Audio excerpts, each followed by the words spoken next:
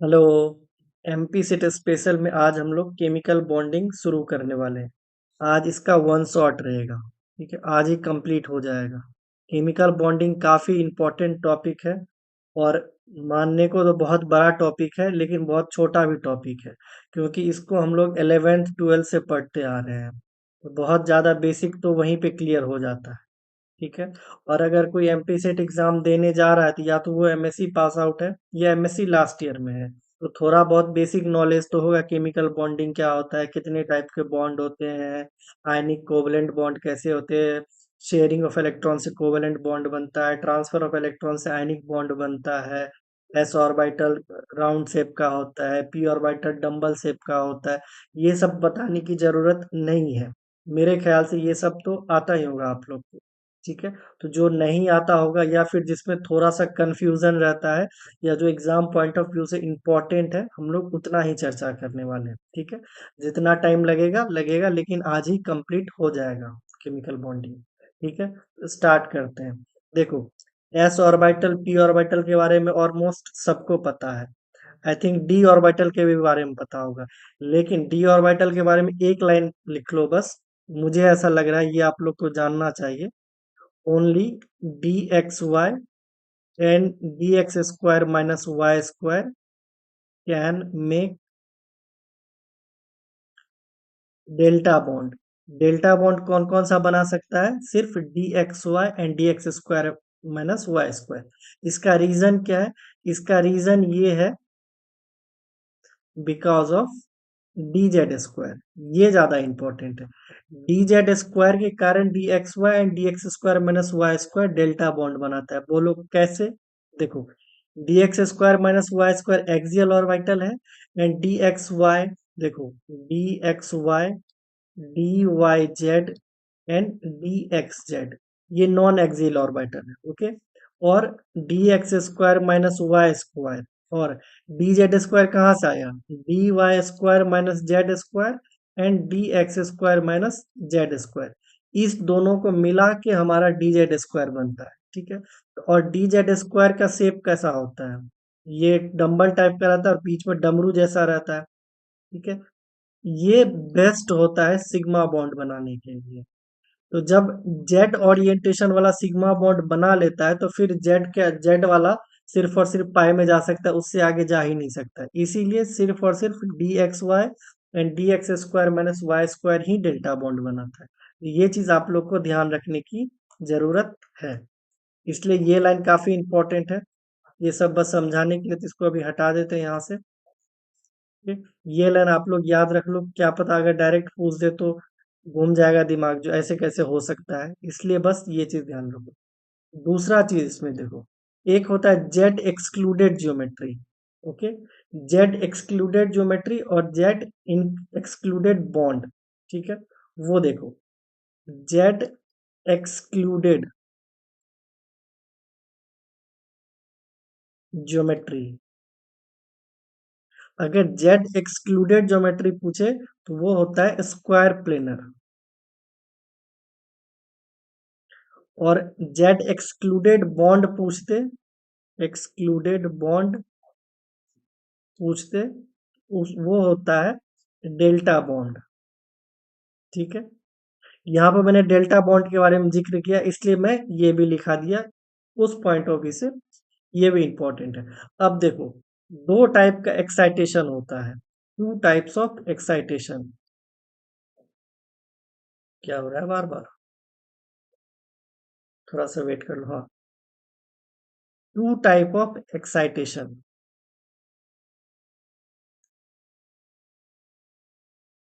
To types of excitation, ये पता सबको होगा, लेकिन ये थियरी कहाँ से आया है, इसमें बहुतों को दिक्कत हो जाता है। आधे लोगों का तो दिमाग घूम जाता है। ऐसा भी हो सकता है क्या?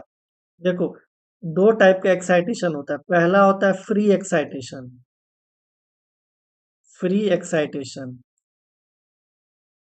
और दूसरा होता है फोर्स्ड एक्साइटेशन, फोर्स एक्साइटेशन। ये सब भी बहुत बेसिक है, आई थिंक सबको पता होगा, लेकिन जो नहीं पता है, जहाँ पे डाउट हो सकता है, बस हम वही चर्चा करेंगे। देखो फ्री एक्साइटेशन कब होगा, जब थर्मल एनर्जी ये डेल्टा ई हमारा लेस देन होगा थर्मल एनर्जी का। और फोर्स एक्साइटेशन कब होगा, जब डेल्टा ई हमारा ग्रेटर देन होगा थर्मल एनर्जी। अब एक बात बताओ, कार्बन का नाम तो सबने सुना है। कार्बन का इलेक्ट्रॉनिक कॉन्फ़िगरेशन क्या होता है, 1s2 2s2 2p2। ठीक है। अब इसमें हम CH4 बनाते हैं, तो CH4 कैसे बनाएंगे। CH4, इसके पास तो दो ही इलेक्ट्रॉन खाली है, ये तो सिर्फ दो ही बॉन्ड बना सकता है। ऐसा हो सकता है क्या, देखो 1s है, 2s है एंड 2p है। यहाँ पे एक दो, यहाँ पे एक दो, यहाँ पे एक और एक। ठीक है। ऐसे कैसे बॉन्ड बनेगा, यहाँ पे चार हाइड्रोजन कैसे, यहाँ पे ऐसे लग जाएगा क्या चार हाइड्रोजन। नहीं, बिल्कुल नहीं लगता है ऐसे।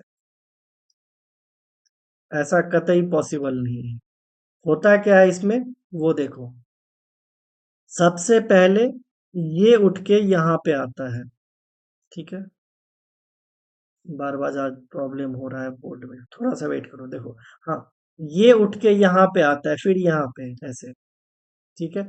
उसके बाद रुक जाओ, देखो ये उठ के यहाँ पे आया, उसके बाद क्या हुआ, जब ये उठ के यहाँ पे आया तो इसको मिटा दो। अब देखो, अब यहाँ पे एक हाइड्रोजन, यहाँ पे एक हाइड्रोजन, यहाँ पे एक हाइड्रोजन, यहाँ पे एक हाइड्रोजन, यहाँ पे। ये फ्री एक्साइटेशन वाला केस है, CH4 वाला। इसमें कोई आगे पीछे कुछ भी देने की जरूरत नहीं है। ये फ्री एक्साइटेशन, ये अपने आप हो जाता है, इसलिए इसको हम लोग पढ़ते भी नहीं है, बट हमें पढ़ना चाहिए। ये फ्री एक्साइटेशन होता है, इसका delta is less than thermal energy होता है, इसीलिए CH4 इस तरह से कुछ एग्जिस्ट करता है। लेकिन उसी पे फोर्स एक्साइटेशन, देखो। अब एक बात बताओ, PH3 हर किसी ने सुना है, लेकिन PH5 किसी ने सुना है, नहीं सुना है, क्योंकि PH5 एग्जिस्ट ही नहीं करता है। PCl3 हर किसी ने सुना है, और PCl5 भी हर किसी ने सुना है। क्यों, क्योंकि यहाँ पे फोर्स एक्साइटेशन हो रहा है। ठीक है। इस वजह से PH5 ये हाइड्रोजन उतना ज्यादा एक्साइट नहीं करवा पाता है, जिस वजह से ये पांच हाइड्रोजन जाके बॉन्ड बना ले, लेकिन Cl कर लेता है। ठीक है। उस वजह से ये एग्जिस्ट करता है। ओके। तो ये चीज आपको ध्यान रखने हैं, और एक आपको ये ध्यान रखनी है। फिलहाल के लिए यहाँ से हटा देता है, इसकी यहाँ पे जरूरत नहीं है। देखो नेक्स्ट, इसके बाद आता है इसमें इंटर हैलोजन कंपाउंड।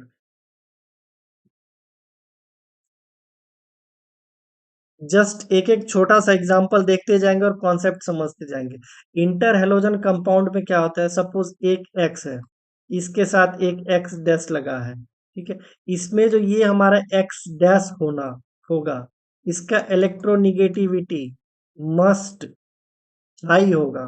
मतलब इसका इलेक्ट्रोनिगेटिविटी एक्स से हाई होना चाहिए, तो ही ये कंपाउंड एग्जिस्ट करेगा। मतलब BrCl3 कैन एग्जिस्ट, लेकिन ClBr3 कांट एग्जिस्ट। उसका रीजन क्या है, उसका रीजन यही है, साइड वाला जो लिगेंड है, ये हमारा साइड लिगेंड है, और ये हमारा मेन सेंटर एटम है, और ये हमारा साइड एटम है, लिगेंड नहीं, सॉरी, साइड एटम्स बोलो। साइड एटम जो है, इसका इलेक्ट्रोनिगेटिविटी सेंट्रल एटम से ज्यादा होना चाहिए, तो ही हमारा इंटर हैलोजन कंपाउंड एग्जिस्ट करेगा, अदरवाइज नहीं करेगा। अब यहाँ पे आप लोग ऐसा बोल सकते हो, XeF8 ये भी तो एग्जिस्ट करना चाहिए, लेकिन ये एग्जिस्ट नहीं करता, यहाँ पे स्टेरिक क्राउडिंग आ जाता है। इसके जगह क्या एग्जिस्ट करता है, XeF8 2 माइनस, ये एग्जिस्ट करता है। ठीक है। अगर इसका ज्योमेट्री पूछ दे, वो भी आपको ध्यान रहना चाहिए, स्क्वायर एंटी प्रिज्मेटिक। ठीक है। वैसे आप लोग के लिए मैक्सिमम जितना हो सकता है, मैंने 100 कॉम्प्लेक्स का, 100 कंपाउंड का एक तैयार किया है, लास्ट में आपको मैं दे दूंगा। अगर यहाँ पे दिख गया तो ठीक है, नहीं दिखा तो आपको PDF जब मिलेगा उसमें मिल जाएगा। 100 कंपाउंड मैंने ढूंढ के रखे, इससे ज्यादा नहीं पूछा जाएगा। अगर आपने 100 कंपाउंड प्रिपेयर कर लिए, सेट तो छोड़ो, नेट गेट तक में भी आपको दिक्कत नहीं होगा केमिकल बॉन्डिंग में, अगर आपने इतना कर लिया तो। ओके, देखो, अब इसके बाद आता है ऑर्बिटल एनालिसिस। ऑर्बिटल एनालिसिस में जो मेन पार्ट है हमारा वो है हाइब्रिडाइजेशन, आई, इसको बोलते हैं हाइब्रिडाइजेशन इंडेक्स। लिख लो पहले, हाइब्रिडाइजेशन इंडेक्स या फिर मिक्सिंग इंडेक्स बोलते हैं।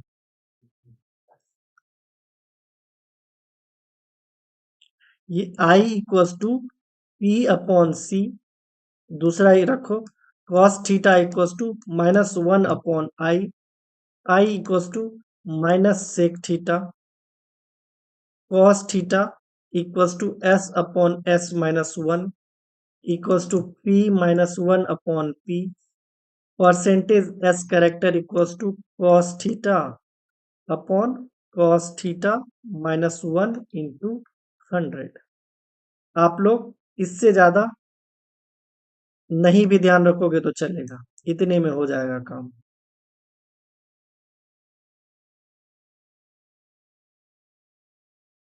ठीक है, इसमें आई जो हमारा हाइब्रिडाइजेशन इंडेक्स है वो पी अपॉन एस है, सॉरी ये एस है। cos theta equals to -1 upon I, यहाँ पे आपको हाइब्रिडाइजेशन इंडेक्स दे देगा, आई दे देगा और थीटा का वैल्यू पूछ सकता है। ठीक है, मतलब ऐसे देगा जो कोई भी कॉम्प्लेक्स है उसका आई वैल्यू इतना है तो उस कॉम्प्लेक्स का बॉन्ड एंगल क्या होगा, तो वहां से आप लोग थीटा निकाल सकते हो। ठीक है, ऐसे करके यहाँ से थीटा निकाल सकते हो। उसके बाद अगर आपका पर एस एस कैरेक्टर दे दे और थीटा पूछ ले, एंगल पूछ ले, या फिर अगर आपको एंगल दे दे, सपोज आपका कोई कंपाउंड है उसका बॉन्ड एंगल 90 डिग्री है, मान के चलो 90 डिग्री नहीं बट 80 डिग्री मान के चलो, तो अगर 80 डिग्री है तो उसमें परसेंटेज एस कैरेक्टर कितना आएगा, तो वहां से आप ये निकाल सकते हो। और परसेंटेज पी कैरेक्टर कितना आएगा, तो 1 माइनस उतना कर दोगे तो वो भी हो जाएगा।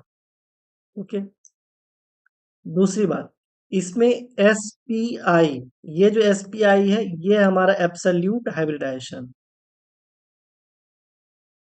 Absolute hybridisation. ठीक है, एस पी आई है हमारा एब्सोल्यूट हाइब्रिडाइजेशन। अगर आई इक्वल्स टू इंफिनिटी आ गया देन नो हाइब्रिडाइजेशन।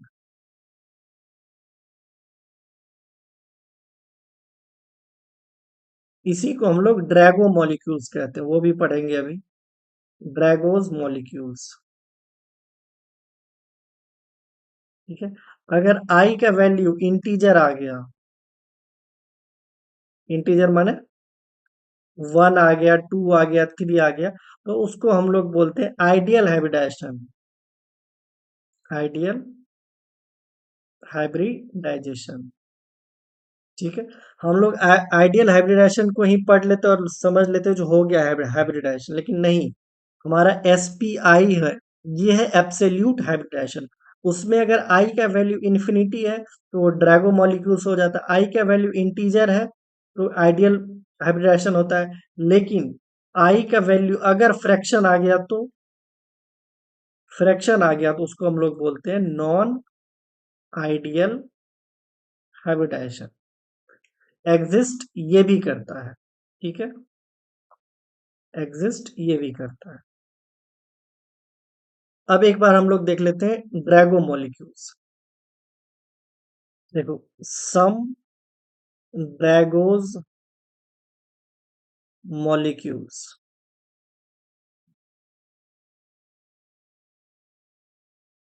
एक बात देखो, PH3, ASH3, SBH3, BiH3, ये डाउन द ग्रुप जा रहे हैं नीचे, तो क्या हो रहा है, साइज इंक्रीज हो रहा है।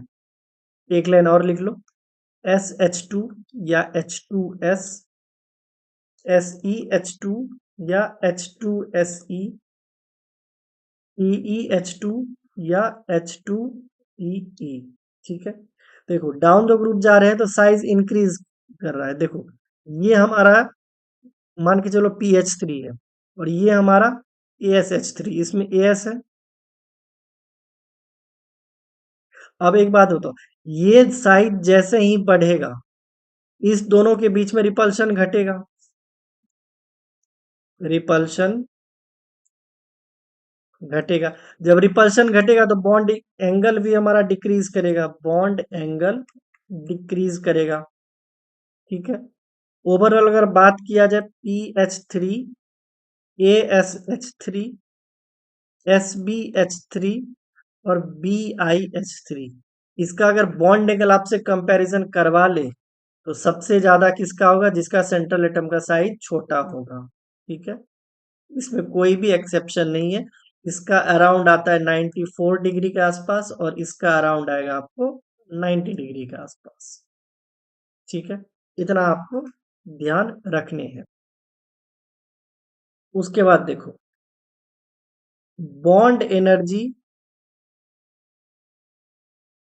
ये भी ध्यान रख लो, इनवर्सली प्रोपोर्शनल होता है साइज के। बस इसका इतना ध्यान रखो, इसका आगे हम आपको बता देते हैं जो इसका यूज कैसे होता है। अब जस्ट आ जाओ वॉल्टन इन्वर्जन पर। वॉल्टन inversion,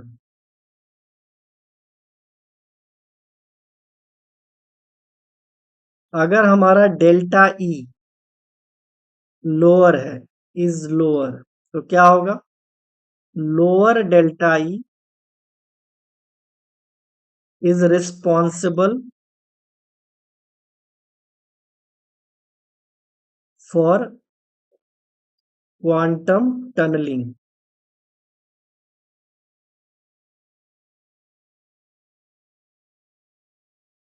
due to this tunnelling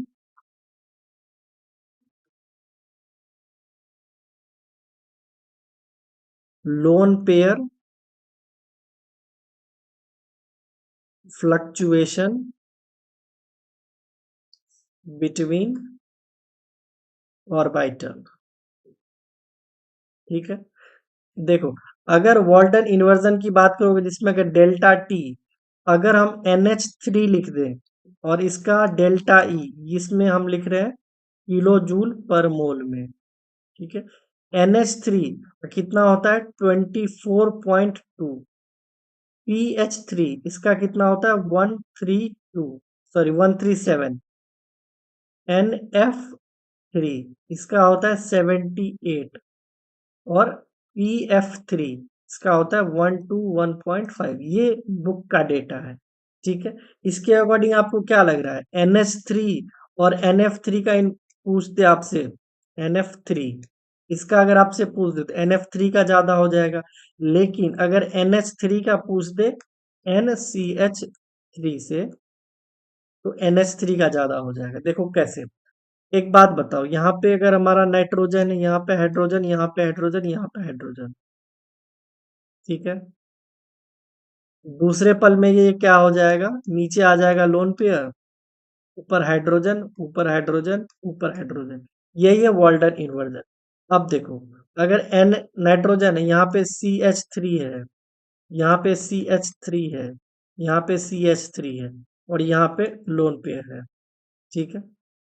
अब इधर आ जाओ, इसका वॉल्टन इन्वर्जन क्या बन सकता है, नीचे आ जाएगा लोन पेयर, ऊपर CH3 CH3 CH3। अब बताओ ये ज्यादा इजी होगा या ये ज्यादा इजी होगा। ठीक है। ऑब्वियस सी बात है, इसमें CH3 को इधर ऊपर जाना है, इसमें थोड़ा सा टाइम लगेगा NH3 के कंपैरिजन में, तो वही यहाँ पे बताया गया है। इसमें ओवरऑल अगर आपको लिखना हो तो लिख सकते हो, delta E is directly proportional to 1 bond angle या inversely proportional to bond angle and directly proportional to delta theta. ये आप लोग ध्यान रख सकते हो, इतना बाद बाकी इसमें कुछ ऐसा ध्यान रखने की जरूरत नहीं है। अब देखो वॉल्टन इन्वर्जन से होगा क्या, इफेक्ट क्या होगा, इफेक्ट ऑफ इन्वर्जन। अगर इन्वर्जन इंक्रीज कर रहा है मान के चलो, ठीक है, अगर मान के चलो इंक्रीज करा है, देखो अगर एन एच एच एच है,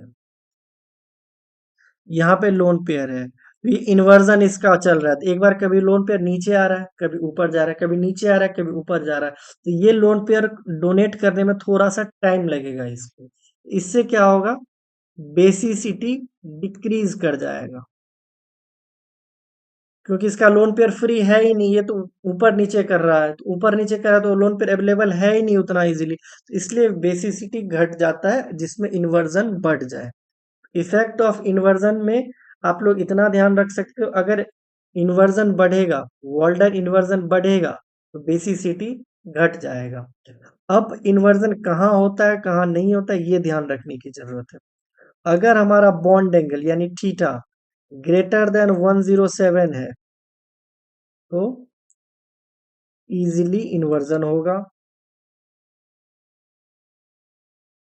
अगर थीटा लेस देन 107 है, तो डिफिकल्ट होगा, या फिर नहीं भी हो सकता है। ठीक है, आप लोग यहाँ से कंपैरिजन कर सकते हो, बॉन्ड एंगल निकालो, कोई भी मॉलिक्यूल्स दे उसमें आप बॉन्ड एंगल निकालो, वहां से आप लोग को पता चल सकता है इन्वर्जन होगा या नहीं होगा। ओके, अब एक चीज देखो, परसेंटेज एस कैरेक्टर, ये भी इंपॉर्टेंट है। परसेंटेज एस कैरेक्टर बढ़ने से क्या होता है, अगर किसी मॉलिक्यूल्स में परसेंटेज एस कैरेक्टर बढ़ रहा है, तो मतलब वो एस रीच है, मतलब एस ऑर्बिटल रिच है उसका, देन एस रीच। ठीक है, इससे हमारा ऑर्बिटल छोटा हो जाता है, शॉर्टर ऑर्बिटल। अगर परसेंटेज एस कैरेक्टर डिक्रीज कर रहा है, तो वो एस पुअर हो जाएगा, देन एस पुअर उसका लॉन्गर ऑर्बिटल बन जाएगा, ऑर्बिटल। ओवरऑल आप इतना है, जो बॉन्ड एंगल डायरेक्टली प्रोपोर्शनल होता है परसेंटेज एस कैरेक्टर के, और बॉन्ड लेंथ इनवर्सली प्रोपोर्शनल होता है परसेंटेज एस कैरेक्टर के, और इलेक्ट्रोनिगेटिविटी डायरेक्टली प्रोपोर्शनल होता है परसेंटेज एस कैरेक्टर की। ठीक है, और इलेक्ट्रोनिगेटिविटी की बात करोगे, सबसे ज्यादा किस में होगा, देखो डायरेक्टली प्रोपोर्शनल है एस के, परसेंटेज एस कैरेक्टर के, तो अगर एस ऑर्बिटल है तो उसमें सबसे ज्यादा होगा। उसके बाद एस पी, इसमें एस 50% है, पी 50% है, एस पी थ्री, इसमें एफ 33% है, सॉरी 25% है, और पी 33% है, सॉरी 20, देखो ये एस 25% हो गया, और पी थ्री 75% हो गया, तो परसेंटेज एस कैरेक्टर 25 है, तो इसमें परसेंटेज एस कैरेक्टर 50% है, इसमें 100% है। अगर परसेंटेज एस कैरेक्टर बढ़ रहा है तो उसका इलेक्ट्रोनिगेटिविटी भी बढ़ेगा। अब देखो sp और sp3 के बीच में क्या आ सकता है, sp2 भी आ सकता है। ठीक है, तो वो जो मेरे मन में चल रहा था 33 वो यहाँ इसका होगा, नहीं तो एक काम करो अलग से इसको लिख देते हैं अच्छे से, इसको यहाँ से हटाओ।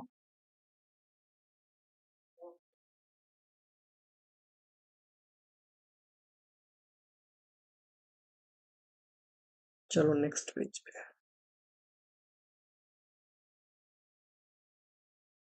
देखो इलेक्ट्रोनिगेटिविटी सबसे ज्यादा एस में आएगा, फिर sp, फिर sp2, फिर sp3, और सबसे कम p में। इसमें एस परसेंटेज एस कितना है, 100%। इसमें कितना है, 50%। इसमें कितना है, 33.33%। इसमें कितना है, 25%। और इसमें कितना है, 0%। तो परसेंटेज एस कैरेक्टर बढ़ रहा है तो इलेक्ट्रोनिगेटिविटी भी बढ़ रही है। ठीक है, इतना ही आपको ध्यान रखने हैं। इसके बाद एक आता है determination of hybridization, determination of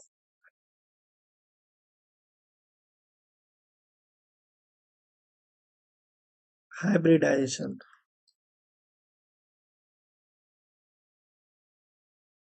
देखो, हाइब्रिडाइजेशन निकालने का एक ही तरीका जो मुझे ज्यादा बेसिक लगता है, वैसे बहुतों को तो पता है, देख के मॉलिक्यूल्स बता देते हैं इसमें इसका हाइब्रिडाइजेशन क्या होने वाला है, लोग देख के बता देते हैं, बट फिर भी by steric number,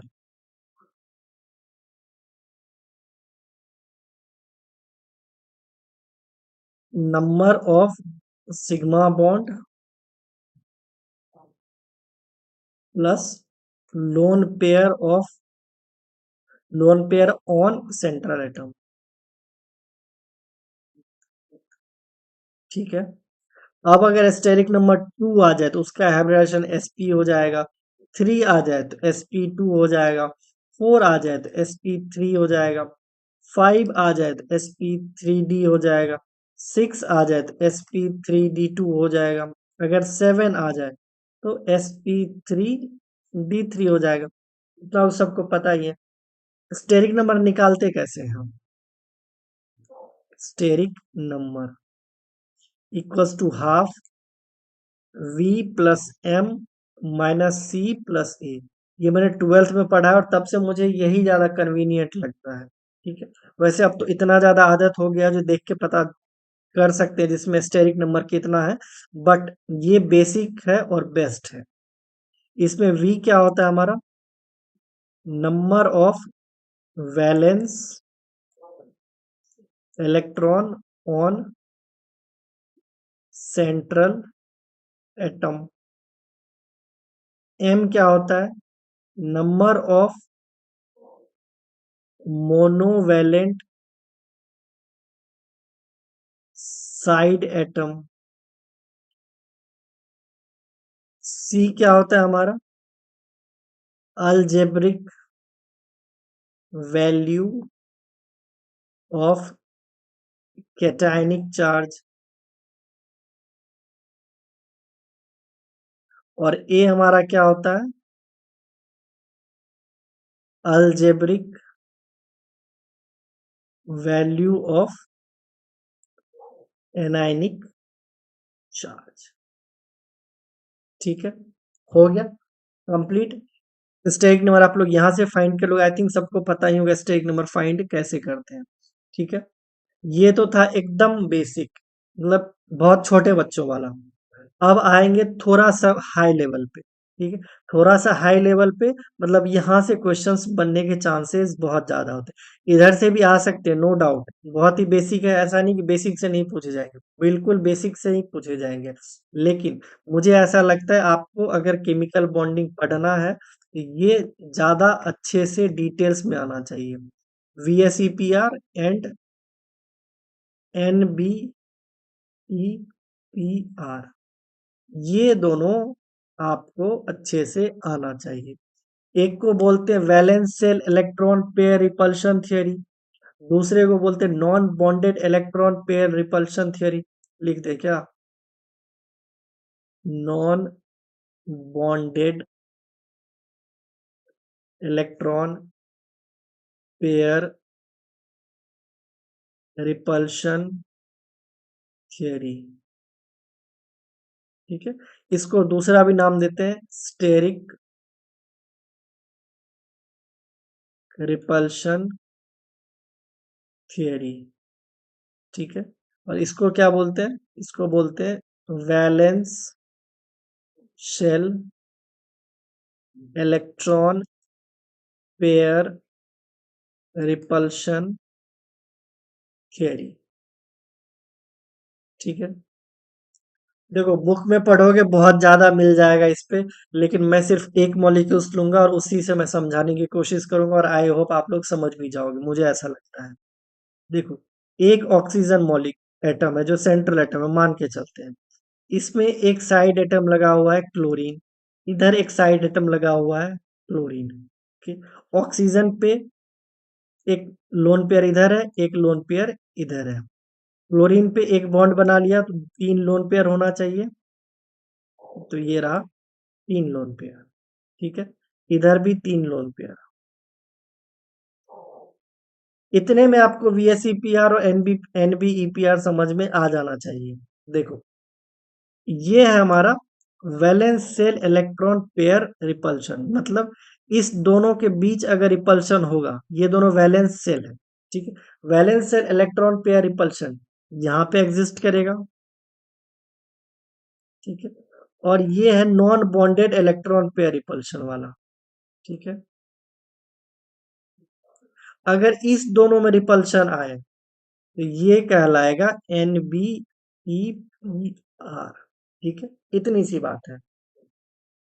non bonded electron pair repulsion ये वाला होगा, और वैलेंस पेयर इलेक्ट्रॉन रिपल्शन ये वाला होगा, ठीक है। सिंपल इतना ही। अब बुक में ज्यादा पढ़ने जाओ, पूरा का पूरा पैराग्राफ पढ़ो, बट मीनिंग इतना ही है, ठीक है। Valence shell electron pair repulsion इसको बोलते हैं, और non bonded electron pair repulsion इसको बोलते हैं। बात खत्म, इतनी सी बात है। अब देखो, अगर रिपल्शन, यहाँ पे लिख भी दो, repulsion between valence shell, valence shell pair, इसको बोलेंगे VSPR, और इसको बोलेंगे repulsion between non bonded shell, ठीक है। ये तो पता चल गया, लेकिन इसका यूज कहाँ है, इसका इफेक्ट कहाँ पे है, वो देखो।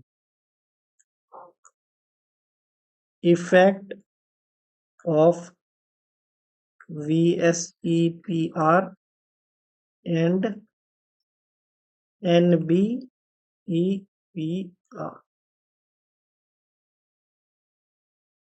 कलर चेंज करना चाहिए, रेडियो में कुछ लोगों को प्रॉब्लम हो रहा था। देखो, अगर VSEPR इंक्रीज करेगा, ठीक है, तो बॉन्ड एंगल थीटा जो है वो डिक्रीज करेगा। बताओ कैसे। यहाँ पे ऑक्सीजन है, यहाँ पे क्लोरीन है, यहाँ पे क्लोरीन है, यहाँ पे ये लोन पेयर है, यहाँ पे ये लोन पेयर है, मान के चलो। अगर ये दोनों में रिपल्शन बढ़ेगा तो ये दोनों में घटेगा। अगर ये दोनों में रिपल्शन बढ़ेगा तो यहाँ थीटा है तो ये तो घट जाएगा ना। लेकिन अगर यहाँ पे लोन पेयर है और यहाँ पे लोन पेयर है, ये दोनों में आपस में रिपल्शन बढ़ेगा तो ये तो थीटा फिर बढ़ जाएगा। तो वही यहाँ पे लिखा गया, when NBEPR increase then bond angle decrease, ठीक है। ये रिलेशन में कंफ्यूजन होता है लोगों को, तो नहीं होना चाहिए। यहाँ पे थोड़ा और बड़ा करके लिख लो, क्लोरीन, क्लोरीन, यहाँ पे इसके दो कान हो गए।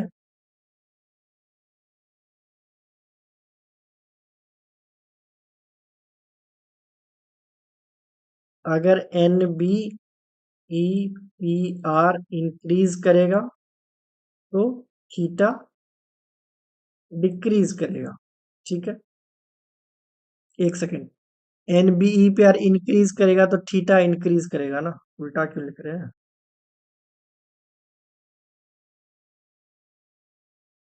अगर NBPR इंक्रीज करेगा तो थीटा इंक्रीज करेगा।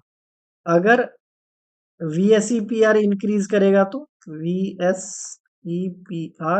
इंक्रीज करेगा तो थीटा डिक्रीज करेगा। थीटा है क्या, थीटा ये है, ठीक है। सिंपल इतना ही। इसी में कुछ लोग ऐसे लिख देते हैं, अगर VSEPR डोमिनेट करेगा तो थीटा डिक्रीज करेगा, डोमिनेट करे कुछ भी करे, बढ़ना घटना ध्यान रखो, बात खत्म। ज्यादा कॉम्प्लिकेट नहीं करना है हमको, हमको बस समझना है, ठीक है। ये VSEPR में एक आता है रिपल्शन। देखो, trends of repulsion,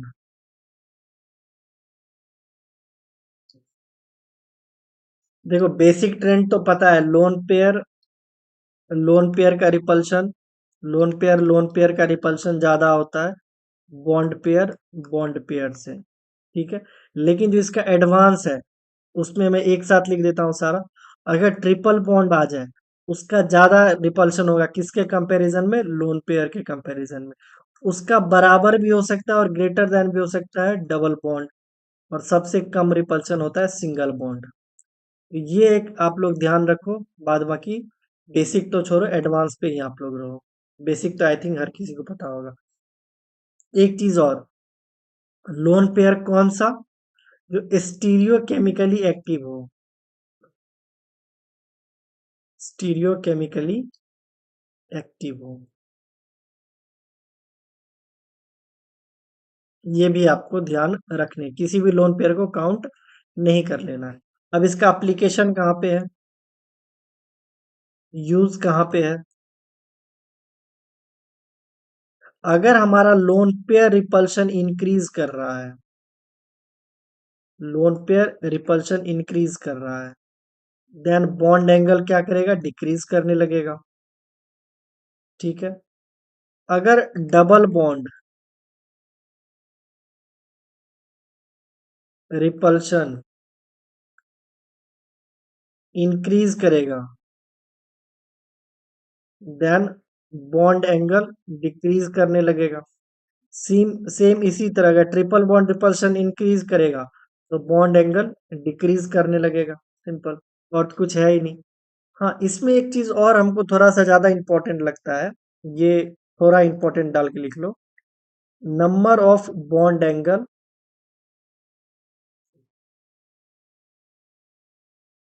in A B N, इसको हम लोग डिफाइन करते हैं NC2 से। इसको ऐसे लिख सकते हो, या नहीं तो डायरेक्ट लिखो, इसको हटाओ, डायरेक्ट लिखो, N × N - 1/2, मतलब number of bond angle equals to N × N - 1/2, मतलब कितना बॉन्ड एंगल हो सकता है एक कॉम्प्लेक्स में, वो यहां से हम लोग फाइंड करते हैं। अगर एग्जाम्पल की बात करोगे, अगर आपके पास ABXCY DZ ऐसा कुछ मॉलिक्यूल्स है, ठीक है, सबसे पहले आपको एन निकालना है। एन क्या होगा, X + Y + Z, ये वाला। ठीक है, उसके बाद एन निकल गया, एन को इसमें पुट करो, आपको नंबर ऑफ बॉन्ड एंगल्स मिल जाएंगे। ये थोड़ा सा यूनिक है आप लोग के लिए, शायद बहुतों को पता हो या नहीं भी पता हो। अगर पता हो तो बताना कमेंट करके, आप लोग ये जानते थे या नहीं, अगर नहीं जानते तो कोई बात नहीं। ठीक है, ये हो गया। इसके बाद आता है रूल्स। इसका rules, bond angle according to VACPR, rules for bond angle according to VSEPR, valence shell electron pair repulsion. देखो, इसमें मैंने तीन रूल कंबाइन किए हैं, मतलब ओवरऑल मैंने तीन रूल बनाए हैं। पहला rule, bond angle inversely proportional होगा किसके, number of lone pair on central atom. इसका कंडीशन क्या होगा,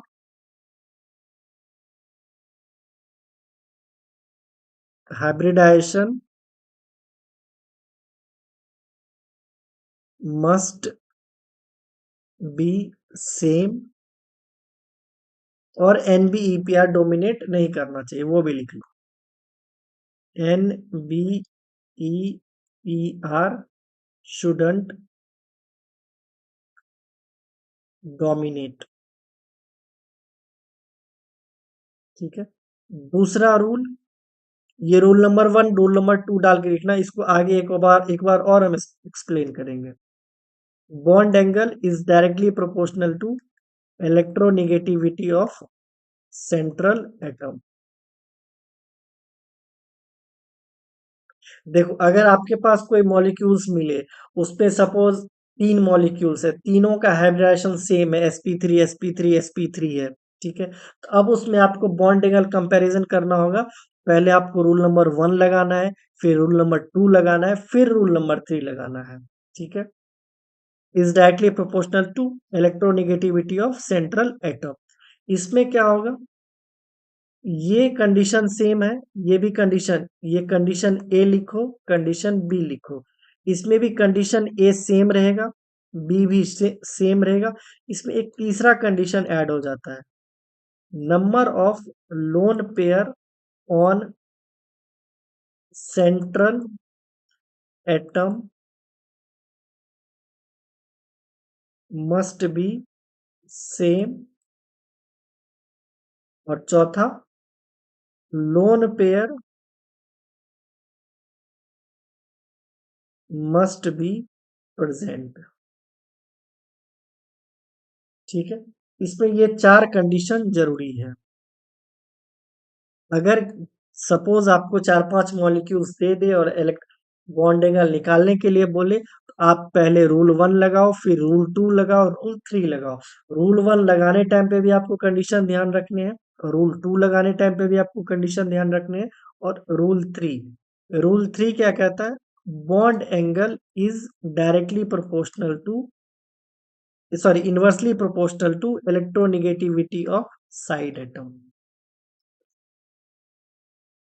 ठीक है, ऐसा नहीं कि आपको डायरेक्ट रूल नंबर 3 ही लगा देना है। रूल नंबर 3 लगाना मतलब सुसाइड करने जैसा हो जाएगा आपके लिए। तो 1, 2 एंड 3 ये सीक्वेंस में आपको लगाना है, जिस सीक्वेंस में लिखा गया है। ओके, अब देखो, एक चीज इसमें और आता है। अगर आपसे ये पूछा जाए absolute comparison of bond angle,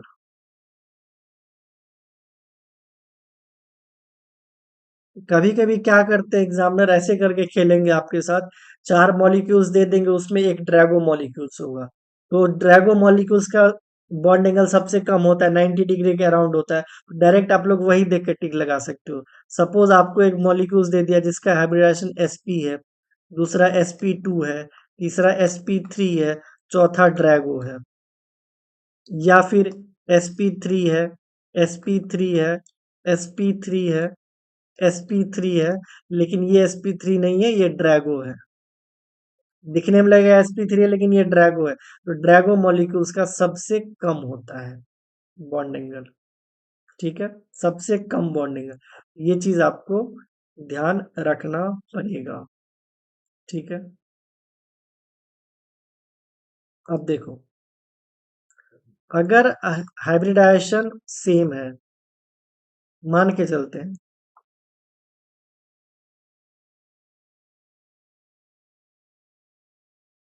hybridisation same है, तो इसमें 2 केस बना लो। पहला केस बना लो, sp दे सकता है, या फिर sp2 में कंपैरिजन करवा सकता है, और इधर sp3 में कंपैरिजन करवा सकता है। अगर sp में कंपैरिजन करवाए तो VSEPR इसका रूल नंबर 1 लगाना है, फिर रूल नंबर 2 लगाना है, फिर रूल नंबर 3 लगाना है। ठीक है, अगर ये तीनों एप्लीकेबल हो जाए, उसके बाद भी आपको नहीं पता चले, तो बॉन्ड एंगल सेम होगा। Not any applicable then bond angle same. आपको ये तीनों लगाने के बाद पता चल जाएगा कैसा कंपैरिजन है, किसका कम है, किसका ज्यादा है। अगर नहीं लग रहा है, उसके बाद आप बोल सकते हो जो बॉन्ड एंगल सेम है। sp3 में क्या होगा? अगर NBPR है, अगर NBEPR है मतलब non bonded electron pair repulsion है, तो उसका बॉन्ड एंगल तो हाई होगा ही, हाइयर बॉन्ड एंगल। ठीक है, अगर NBEPR नहीं है, तो फिर यही VSEPR का रूल सारा फॉलो करना है, लेकिन सीक्वेंस। ठीक है, इतना हो गया। आई थिंक इतना काफी होता है केमिकल बॉन्डिंग के लिए। लेकिन इसके बाद एक चीज और आता है, ज्योमेट्री एंड शेप।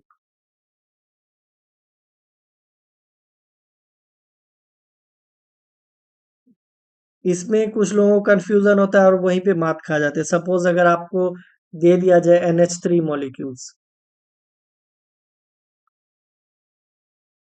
यहाँ तो मैंने बना दिया। अगर नहीं बनाए, सपोज इसमें NH3 में आपसे क्या पूछे, हाइब्रिडाइजेशन पूछेगा।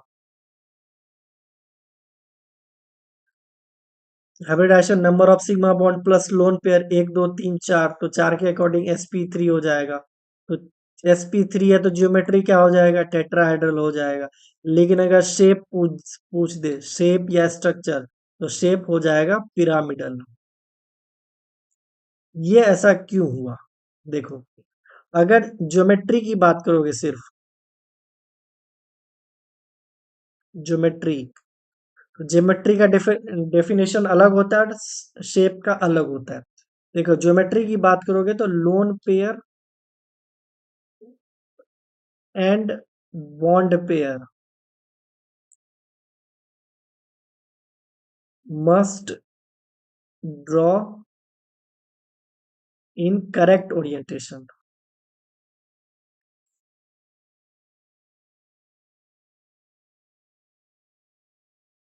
लेकिन अगर शेप की बात करोगे, ड्रॉ ओनली बॉन्ड, इसमें हम लोग लोन पेयर को इग्नोर करते हैं। तो जब लोन पेयर को इग्नोर करोगे तो पिरामिडल हो जाएगा। ऐसा नहीं कि लोन पेयर को इग्नोर कर दिए तो ये ऐसे हो जाएगा। अरे भाई, लोन पेयर तो प्रेजेंट है ही, लोन पेयर गया कहीं नहीं है, बस दिख नहीं रहा है शेप में। तो अगर शेप में दिख नहीं रहा है तो सिर्फ इतना को क्या क्या बोलेंगे, इतना को पिरामिडल शेप ही बोलेंगे। ऐसा नहीं कि लोन पेयर चला गया तो ये बन जाएगा, ये कतई नहीं बनेगा। लोन पेयर एग्जिस्ट कर रहा है लेकिन शेप में उसको हम लोग इग्नोर करते हैं। ठीक है, उसका जो इफेक्ट होता है मॉलिक्यूल्स पे उसको इग्नोर नहीं करते, सिर्फ लोन पेयर को इग्नोर करते हैं। ठीक है, तो यहाँ से शेप और ज्योमेट्री में आपको ध्यान रखने हैं थोड़े से। उसके बाद देखो, अगर SN आ जाए, स्टेरिक नंबर 2, स्टेरिक नंबर 2 में क्या हो सकता है, sigma bond plus lone pair, ऐसा होगा क्या ऑन सेंट्रल एटम। अगर ऐसा होता है, मान के चलो, अगर एक सिग्मा बॉन्ड एक लोन पेयर आ जाए, तो वो तो एग्जिस्ट करेगा ही नहीं। इसके लिए हमको क्या चाहिए, स्टेरिक नंबर 2 है तो 2 सिग्मा बॉन्ड और 0 लोन पेयर। इसमें सिर्फ और सिर्फ एक ही केस बनेगा, 2 सिग्मा और 0 लोन पेयर। लाइक N2O हो गया, N3 माइनस हो गया, ये सब लीनियर है। ठीक है, अगर यहीं पे एक बात बताओ, BeF2 क्या बोलते हो इसको, BeF2 लीनियर है या क्या है, लीनियर और नॉट, कमेंट में बताना। ये आप लोग हमको कमेंट में बताना, BeF2 क्या है। ठीक है, यहाँ के लिए इतना ही रखो। SN2 स्टेरिक नंबर 2 20, ये हो जाएगा लीनियर। इसका ज्योमेट्री एंड शेप दोनों क्या हो जाएगा, लीनियर। स्टेरिक नंबर 3 पे आ जाओ, स्टेरिक नंबर 3 स्टेरिक नंबर यानी lone pair plus sigma bond equals to 3। इसमें दो केस बन सकता है, सपोज केस 1 डिस्कस कर लो पहले। केस 1 में लोन पेयर 0 है, सिग्मा बॉन्ड 3 है, इसका ज्योमेट्री क्या हो जाएगा, ज्योमेट्री ट्राइगोनल प्लेनर हो जाएगा, ट्राइगोनल प्लेनर। ठीक है, और शेप की बात करोगे तो लोन पेयर का तो कुछ है ही नहीं, तो शेप भी सेम हो जाएगा, ट्राइगोनल प्लेनर। इसका एग्जाम्पल की बात करो तो BH3 बेस्ट एग्जाम्पल है, AlCl3 बेस्ट एग्जाम्पल है। ठीक है, दूसरा केस, केस 2, इसमें loan pair plus sigma bond, loan pair 1 हो और सिग्मा बॉन्ड 2 हो। ठीक है, इसका ज्योमेट्री, ज्योमेट्री तो ट्राइगोनल प्लेनर ही होगा, ज्योमेट्री तो चेंज नहीं होता है, प्लेनर। लेकिन शेप बदल जाएगा, शेप इसको बोल देते हैं बेंट शेप या फिर वी शेप। ठीक है, ये मैं थोड़ा डिटेल्स में ही करवा देता हूँ, हो सकता है कभी काम आ जाए आपको। इसका एग्जाम्पल एक ये लिख सकते हो इसका एग्जाम्पल में, CH2 रेडिकल वाला, या फिर CCl2 लोन पेयर ऐसे, या फिर HNO2 लिख सकते हो, या फिर SnCl2। बहुत सारा एग्जाम्पल है आपको। मैं जो 100 मॉलिक्यूल्स का एक पेज दूंगा ना, उसपे इतना मॉलिक्यूल्स है ना, इतना मॉलिक्यूल्स करते करते थक जाओगे आप लोग। ठीक है, और उससे ज्यादा आपको नेट गेट तक नहीं पूछा जाएगा। अब स्टेरिक नंबर 4 देख लेते हैं। इसमें 3 केस बनते हैं। केस 1 देखो पहले, lone pair plus sigma. Lone pair 0, sigma bond 4, steric number 4। Geometry इसका हो जाएगा टेट्राहेड्रल, और शेप भी चेंज नहीं होगा क्योंकि लोन पेयर है ही नहीं। ठीक है, केस नंबर 2, लोन पेयर 1 हो सकता है और सिग्मा बॉन्ड फिर 3 हो जाएगा, क्योंकि टोटल तो हमको 4 ही चाहिए। ज्योमेट्री सेम रहेगा, शेप क्या हो जाएगा, ट्राइगोनल पिरामिडल। इसका अभी लिखाए थे NH3। एक लोन पेयर है, और ये पिरामिडल शेप का था। ट्राइगोनल बिना बिना ट्राइगोनल पिरामिडल बेस्ट नाम है, बट पिरामिडल से भी काम चला सकते हो आप लोग। उसके बाद इसमें केस 3 में क्या आ जाएगा, 2 लोन पेयर हो जाए और 2 सिग्मा बॉन्ड हो जाए, टोटल 4 हो गया। इसमें जियोमेट्री सेम हो जाएगा, लेकिन शेप क्या होगा, वी शेप, या फिर बेंट शेप, या फिर एंगुलर शेप। ठीक है, इतना स्टेरिक नंबर 4 हो गया। अब हम लोग स्टेरिक नंबर 5 देख लेते हैं। देखो, स्टेरिक नंबर 5 की अगर बात करोगे तो इसमें sp3d भी हो सकता है। इसमें जो डी होगा वो होगा sp3dz², और दूसरा जो होगा sp3d, इसपे जो होगा sp3dx² - y²। ये वाला बनेगा स्क्वायर पिरामिडल। इसका एग्जांपल हो जाएगा SbPH5। और ट्राइगोनल इसको बोलेंगे ट्राइगोनल बाय पिरामिडल। इसका एग्जांपल हो जाएगा AsPH5। ठीक है, सिंपल। और तो इसमें कुछ है ही नहीं। देखो, अगर ट्राइगोनल स्क्वायर पिरामिडल अलग बात है, ट्राइगोनल बाय पिरामिडल अलग चीज है। देखो, अगर formation of trigonal bipyramidal की बात करोगे, इसमें S plus PX plus PY plus PZ plus BZ² होता है। ठीक है, इसमें ये जो है sp2, ये ट्राइगोनल प्लेनर होता है। ट्राइगोनल प्लेनर होता है। अभी थोड़ा सा कंफ्यूजन होगा आप लोग को, बट एक सेकेंड रुक जाओ। और ये जो PD है, ये हमारा लीनियर होता है। PD लीनियर होता है। ठीक है, इसका मतलब क्या है, सपोज यहाँ पे एक हम ट्राइगोनल प्लेनर बनाते हैं। ये हमारा ट्राइगोनल प्लेनर है, ये वाला ऑर्बिटल है। लेकिन ये जो है PD, ये लीनियर है, ये हमारा ये वाला ऑर्बिटल है। ठीक है, इसी को हम लोग एक्सियल भी बोलते हैं, और इसको इक्वेटोरियल। इक्वेटोरियल। ठीक है, ये जो है ट्राइगोनल प्लेनर, ये कौन सा ऑर्बिटल मिक्स होके बनाते हैं, S plus PX plus PY। और ये वाला लीनियर वाला कौन सा बनाता है, PZ प्लस BZ²। ठीक है, लेकिन इसमें भी हम लोग केस स्टडी कर लेंगे। इसमें लगभग अराउंड 3 या 4 तरह का बनता है। चलो देख लेते हैं कितने तरह का बनेगा। स्टेरिक नंबर कौन सा हो गया, ये 5 हो गया। पहला केस देखो, lone pair plus bond pair equals to 5, geometry and shape. पहले तो 0 लोन पेयर ले लो, 5 बॉन्ड पेयर ले लो, टोटल 5 हो गया, तो इसका ज्योमेट्री ट्राइगोनल बाइपिरामिडल हो गया, तो शेप भी ट्राइगोनल बाइपिरामिडल ही हो जाएगा, कुछ चेंज नहीं हो जाएगा। एग्जाम्पल PCl5 लिख सकते हो। ठीक है। दूसरा केस 2, लोन पेयर अगर 1 है, सिग्मा बॉन्ड +4 हो गया, तो टोटल तो 5 हो गया, तो ज्योमेट्री तो सेम रहेगा, लेकिन शेप क्या हो जाएगा, सी सॉ, या फिर इसी को डिस्टॉर्टेड टेट्राहेड्रल बोलते हैं। इसका बेस्ट एग्जांपल है SF4।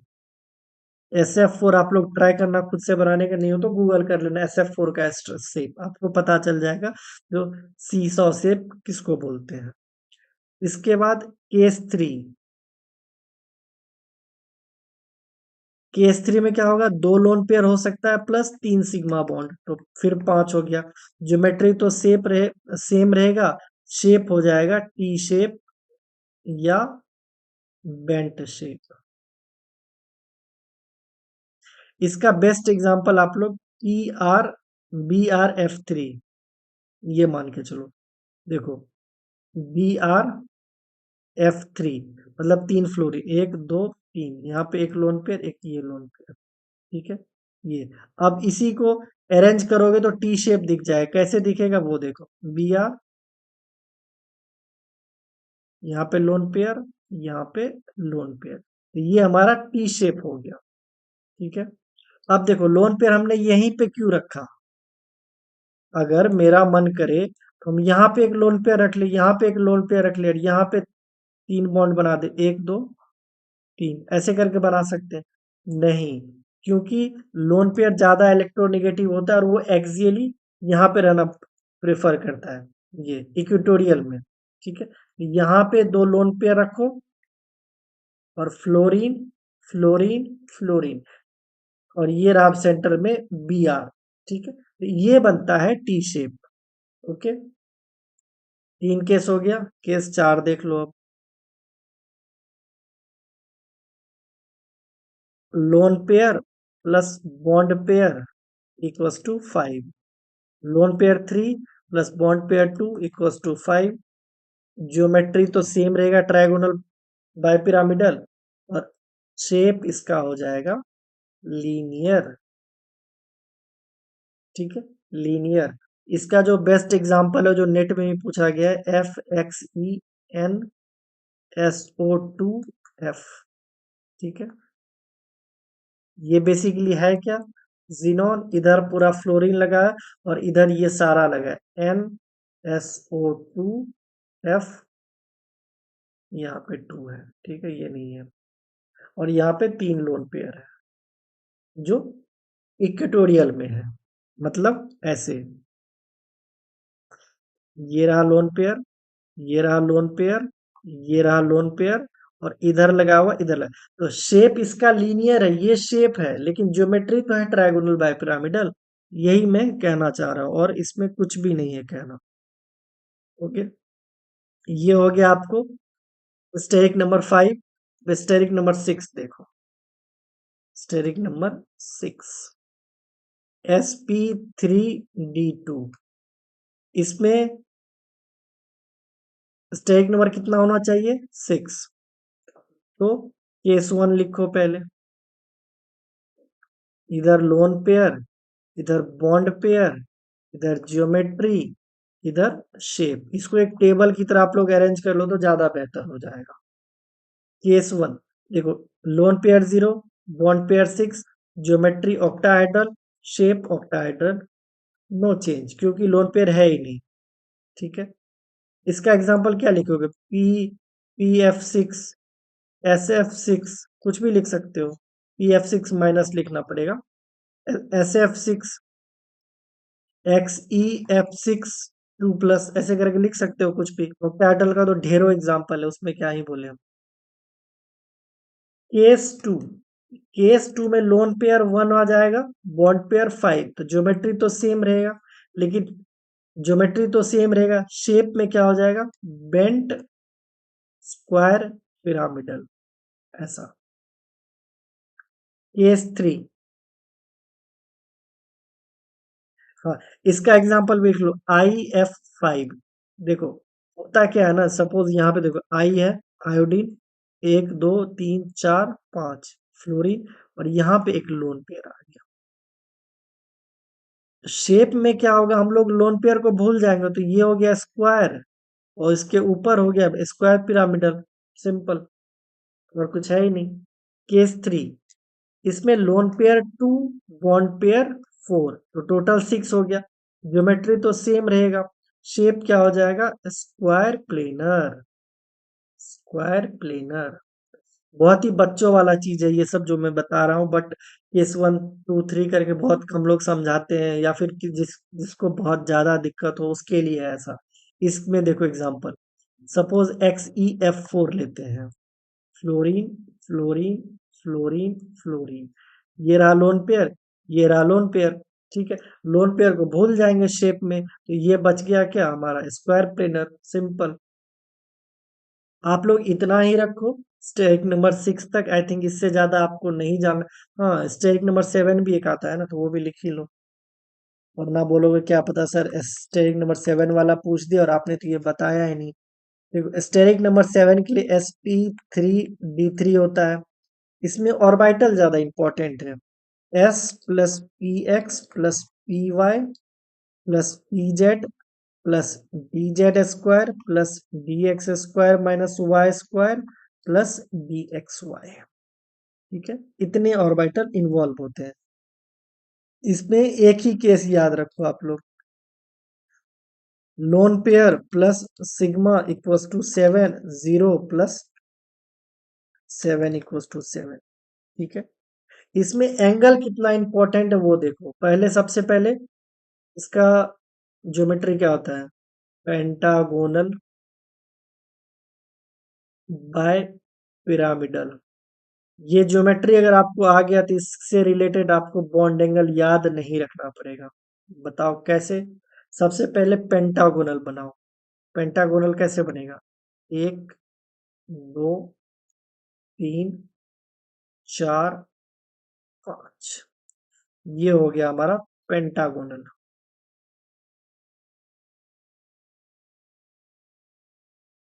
इसके एक अबव द प्लेन जाता है और दूसरा बिलो द प्लेन जाता है। ठीक है, तो ये वाला एंगल कितना हो गया, 180। ठीक है, अब देखो ये ऊपर नीचे वाला है 180। अब एक बात बताओ, ये रहा 1 2 3 4 5, ये एक सेंटर, एक डॉट के अराउंड 360 डिग्री है। ये वाला कितना हो जाएगा, 360/5। ये आप कैलकुलेट कर लेना। ठीक है, उसके बाद देखो एक चीज और, सपोज ये है हमारा पेंटागोनल बाय पिरामिडल, ये एक प्लेन में है। ठीक है, ये एक प्लेन में है, इसके एक ऊपर गया एक नीचे गया। इसके जो ऊपर गया उसका डिग्री कितना हो जाएगा, 90 डिग्री, क्योंकि परपेंडिकुलर है। नीचे गया तो कितना हो जाएगा, 90 डिग्री। ठीक है, इतना आप लोग को ध्यान रखने हैं। अब इसमें कितना 180 डिग्री होता है, और कितना 72 डिग्री होता है, और कितना 90 डिग्री होता है, ये आप लोग हमको कमेंट करके बताओ तो ज्यादा अच्छा लगेगा, ताकि आप लोग, मुझे लगेगा जैसा आप लोग समझ गए हो। ठीक है, इसमें और तो कुछ मुझे ऐसा नहीं लग रहा है जो जानना चाहिए आप लोग को। हाँ, एक और ट्रेंड है जो स्टार्टिंग में शायद रह गया होगा, शील्डिंग इफेक्ट। शील्डिंग इफेक्ट में सबसे ज्यादा शील्डिंग इफेक्ट किसका होता है, NS का, फिर NP का, फिर ND का, फिर NF का। और अगर पेनिट्रेशन पावर की बात करो, पेनिट्रेशन इफेक्ट ये भी सेम होता है, NS का सबसे ज्यादा है, NP का, फिर ND का, फिर NF का। और डिफ्यूजन की बात करोगे, डिफ्यूजन ऑफ ऑर्बिटल, सबसे ज्यादा डिफ्यूज करता है NF ऑर्बिटल, फिर ND, फिर NP, फिर NS। ठीक है, आई थिंक शील्डिंग इफेक्ट और पेनिट्रेशन इफेक्ट हमने नहीं डिस्कस किया, थोड़ा सा समझ लो इसके बारे में। देखो सबसे पहले देखो पेनिट्रेशन इफेक्ट क्या होता है। सपोज ये हमारा ऑर्बिटल है, ठीक है, ये अंदर घुस आया, तो ये पेनिट्रेट कर गया, तो ये जो अंदर घुस आया उसको बोलते हैं पेनिट्रेशन इफेक्ट। तो ये जब ऐसे ही अंदर घुस आया, उसके बाद यहाँ जो पॉजिटिव चार्ज है, ये वाला जो ऑर्बिटल इसको सील्ड कर रहा है प्लस चार्ज को, तो उसी को हम लोग बोलते हैं सील्डिंग इफेक्ट। तो सील्डिंग इफेक्ट भी एनएस का ज्यादा होता है और पेनिट्रेशन इफेक्ट भी एनएस का ज्यादा होता है, सिंपल। और इसमें कुछ है ही नहीं। एक चीज और, अगर XeF8 है, ये एग्जिस्ट नहीं करता है, लेकिन XeO4 एग्जिस्ट करता है। क्यों? इसमें भी तो +8 चार्ज है, इसमें भी एक एक ऑक्सीजन -2 चार्ज, तो टोटल +8 चार्ज। तो चार्ज तो दोनों में सेम है, तो फिर ये एग्जिस्ट करता है, ये एग्जिस्ट नहीं करता। इसका रीजन अगर आपसे पूछे, इसके लिए आप बोल सकते हो स्टेरिक क्राउडिंग। ठीक है, ये मैं बता दिया था, इसके साथ नहीं बताए थे हम। ठीक है, इतना आप लोग ध्यान रखो। हाँ, उसके बाद जैसे एक मॉलिक्यूलर ऑर्बिटल डायग्राम आता है, एमओडी। एमओडी तो शायद केमिकल बॉन्डिंग में नहीं पढ़ाए हैं। एमओडी क्वेश्चन के टाइम पे बहुत सारा क्वेश्चन आया था, उसमें एक लेस देन इक्वल्स टू 14 वाला होता है, ग्रेटर देन वाला 14 होता है, ये दोनों डिस्कस कर चुके थे। एमओडी में देखो, अगर लेस देन इक्वल्स टू 14 वाला आएगा तो sigma, sigma star, sigma, sigma star. Less than 14 है तो पहले पाए बन जाएगा, फिर सिग्मा, फिर पाए स्टार, फिर सिग्मा स्टार। और ग्रेटर देन 14 वाले में sigma, sigma star, sigma, sigma star, फिर सिग्मा बनेगा, फिर पाई स्टार, फिर सिग्मा स्टार। ये तीन ऑर्बिटल पी का है, इधर 2s, इधर 1s। ठीक है,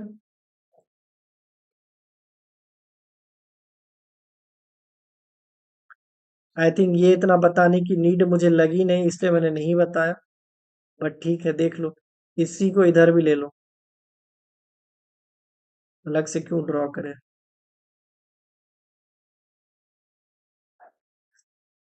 ठीक है, इसको भी इधर ले लो।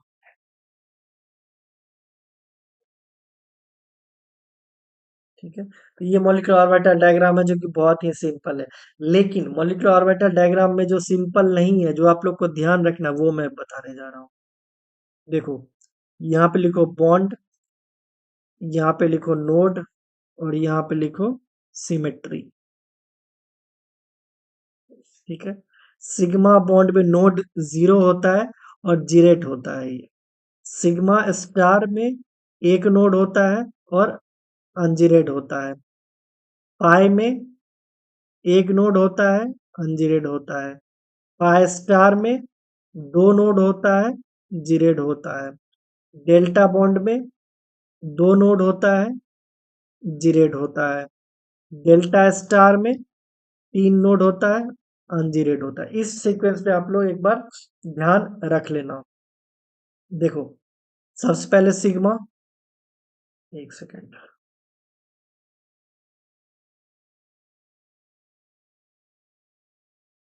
बोर्ड फंस जाता है कभी कभी। देखो, सिग्मा, सिग्मा में 0 नोड, तो जीरेड।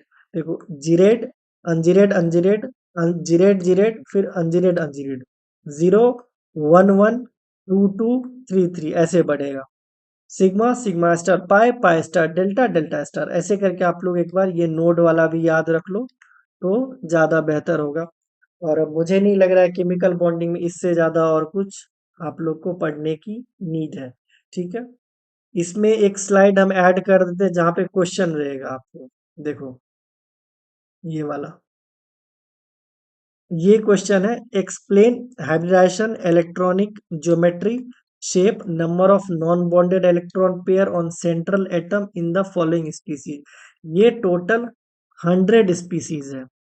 100 कॉम्प्लेक्स मैंने ढूंढ के रखे हैं, इससे ज्यादा आपको नेट गेट तक नहीं पूछेगा। ये सारे के सारे आप ट्राई करना खुद से, अगर टाइम हो तो। टाइम तो होगा ही, और कर क्या रहे हो। ठीक है, तो ये सारे के सारे आप लोग ट्राई करना, शायद यहाँ से आपको दिखने में दिक्कत हो। ये है BeCl2। ये गैसियस स्टेट है, ये सॉलिड स्टेट, ये गैसियस स्टेट है, ये सॉलिड स्टेट है। ये सब एक बार आप लोग खुद से देखना, और अगर नहीं समझ में आए तो कमेंट करना।